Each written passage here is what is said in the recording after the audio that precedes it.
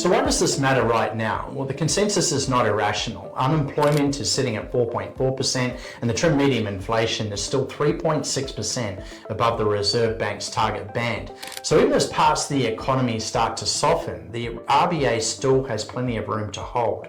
And so therefore the interest rate cuts that many investors may have been waiting for have quietly moved further away into the future. Now, I simply don't think that this is the useful conclusion, is to say that interest rates are going to be higher for longer. I think that the useful conclusion is that the environment underneath those interest rates is becoming even more uneven. And for the last few weeks, we've described a property market that has potentially has become softer and more divergent rather than one national correction. And this week, I think we're going to go ahead and evidence test this. And this is where the decision becomes harder to do it yourself. What you do next is not just an economics question, it's an economics, lending, asset selection, and portfolio structure all at the same time. And if you look at any one of those aspects, you can move exactly for all the wrong reasons. So Prabath, let's start with the evidence. And importantly, let us start with the evidence that supports our view and perhaps the evidence that pushes against it. Yeah. Thanks, Ewan. The important point this week is that the data is not moving neatly in one direction. So that's what we need to remember. And for around 8 months, the divergent market read has broadly been confirmed. And this week, for the first time, 2 data points push against it. So that's the interesting thing. The first is rental vacancy. The SQM Research national vacancy rate rose to 1.3%, which suggests that the rental market may be easing a little. But it is too early to call it a trend.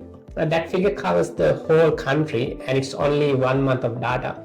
And quarterly June framing still had vacancies and near a record level of around 1.5%, with rents rising around 5.9%. So therefore, the rental story hasn't changed yet. So that's what we need to remember.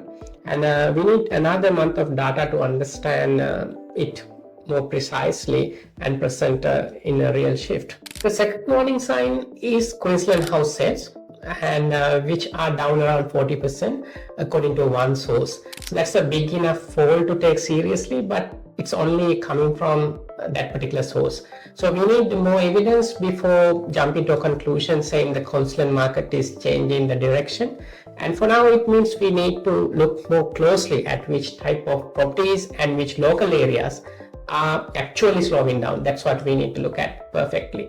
Then there is labor, that is unemployment around 4.4%, which carries more information now than an equivalent print would have been recorded a few months ago. The households have becoming coping with higher mortgage costs by working more hours and taking a second job, etc. But there's a limit how much more households can stretch. So that's what we need to analyze, and we are getting closer to that. Inflation is the other part of the picture. Underlying inflation is still running around 3.6%, which is above the RBA target. So therefore, we need to carefully analyze this in the future 3 months. And so while the jobs market is showing some signs of slowing, inflation is still too high. So that's why we need to analyze. And that means we can't simply assume interest rates are going to keep coming down. So probably, as you explained earlier, it's a hold for a longer time period. And finally, the credit channel, that is the RBA is bracing for higher private credit defaults. The private credit has scaled to roughly $250 billion in assets under management. We also have an aggregator under strain and developer distress around $660 million recently. So these are the signs of credit fragility. So that's why the concern is not simply the size of private credit, it is the concentration that the counterparty's exposure. So that's what really we need to analyze. And the other one, so what do the numbers say? That is the framework, what is explaining. So they say the framework is being pressure tested, not broken.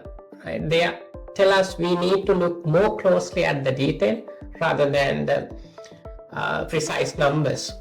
And there's not enough evidence yet to say that the market is clearly heading up to or down. So that's what we need to think and look at the future numbers. Yeah, interesting. So, and I think that's really important, right? Like if we only focus on, what the numbers, I guess, maybe that supported our view, then, we probably wouldn't be giving, our audience the full picture. Yeah.